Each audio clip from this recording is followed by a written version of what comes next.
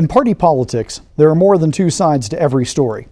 While Republicans and Democrats dominate the headlines, smaller parties work to advance their ideas and run their own candidates for office. It's a hard road being a member of either the Green, Reform, or maybe the Libertarian Party. But committed and passionate citizens decide to step up and contest elections for these parties every cycle. Today on Talking Democracy, I welcome one of those candidates, Andrew Gray, Libertarian nominee for governor of Kansas. We'll talk about the hard road of a third-party candidate today on Talking Democracy.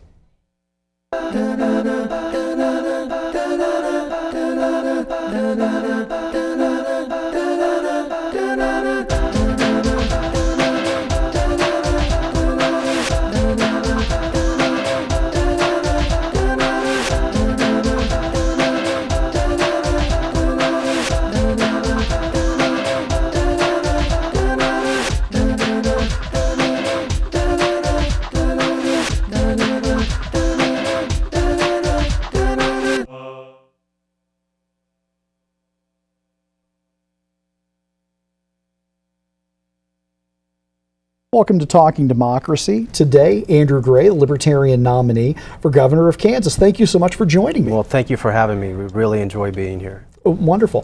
Tell us a little bit about yourself. What's Andrew Gray's background for people who don't know you?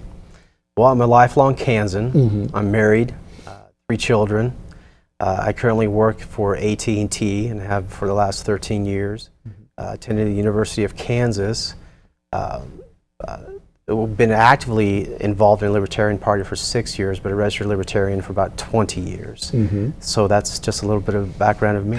Okay. For people who aren't familiar with the Libertarian Party, and there are some out there, Right. What's the Libertarian Party all about? Ultimately, that decision has to be up to them, and the first way that they can go to is go to our state website, which is lpks.org. It's hard to be succinct in describing what our value system is, but it can be deduced that we believe that you cannot have social freedom without economic liberty, and you can't have economic liberty without social freedom. They're interdependent on each other, and to have one without the other is still a form of repression. We also believe that if you do not deprive others of their liberty. You do not deprive others of their property, whether it's real or intangible. And you take personal responsibility for yourself, those are in your care, and those who are less fortunate in society, then there's no reason for the government to get involved on any level. When I was living in Missouri, I saw a Libertarian bumper sticker that said, "I'm pro-choice on everything." Is that a fair statement about Libertarians for the most part? No, it's not. Okay. The reason for that is that a lot of things we dispel is the idea that Libertarians, and I can speak mostly for the Libertarian Party of Kansas since I'm also chair for the party, is they have the idea that everything should be a free-for-all, and that's not the case. Okay. There is a purpose for government. There is a purpose for the enforcement of laws, but most importantly, there is a purpose for personal responsibility. So to say I'm pro-choice about everything is a little bit of a stretch. Okay. Well, what attracted you initially to the Libertarian Party? You said that you've been a registered Libertarian for about 20 years now.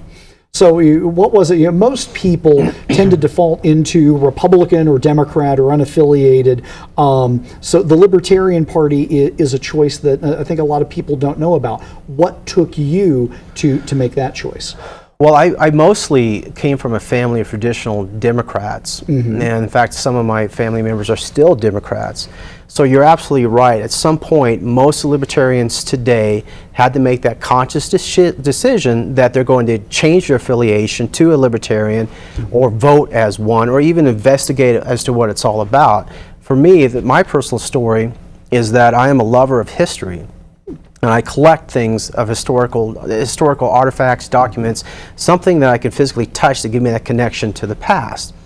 So I was thinking when I get older and retire, I'm in my late 60s, I like to open a history shop. And my wife tells me that I would be the worst proprietor because I wouldn't be willing to sell anything, but that doesn't really matter. I would have a shop that it'd be probably more like a museum than anything else. So I looked into what I needed to do to open that shop, whether it be 20, 30, 40 years down the road. And you would think it'd be something as simple as that I rent or buy a place, I incorporate, I pay the appropriate taxes and maybe some basic zoning laws, and that would be that. I put out my shingle, I sell, well, in this case, don't sell my stuff, but I can still do that. But instead, what I found was several different taxing entities, redundant regulations, and it came across as that the government was more of a hindrance in the creation of businesses and dreams than it were into assisting people. So they investigated that made me investigate that there's got to be a better way than the two current political parties. We need to take a quick break, Sure. so I don't want to cut you off, but I want to come back from the break and let's talk a little bit more about that divergence from the two parties. We'll Sure. pick that up right after these messages.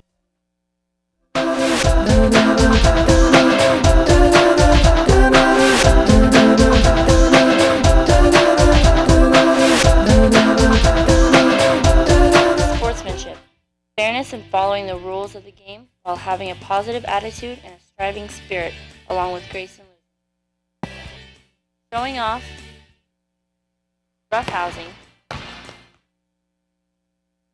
or even trash talking are all traits of bad sportsmanship. Trouble. In your face, booyah! Whether you're at home or on the field. Have a bad attitude, it can bring others down. But with encouragement, Oh, good try. it leads to a fun-filled atmosphere. Good sportsmanship. Flex. Good sportsmanship is playing the game the way it was intended to be played with dignity and respect for everyone involved. Sportsmanship is part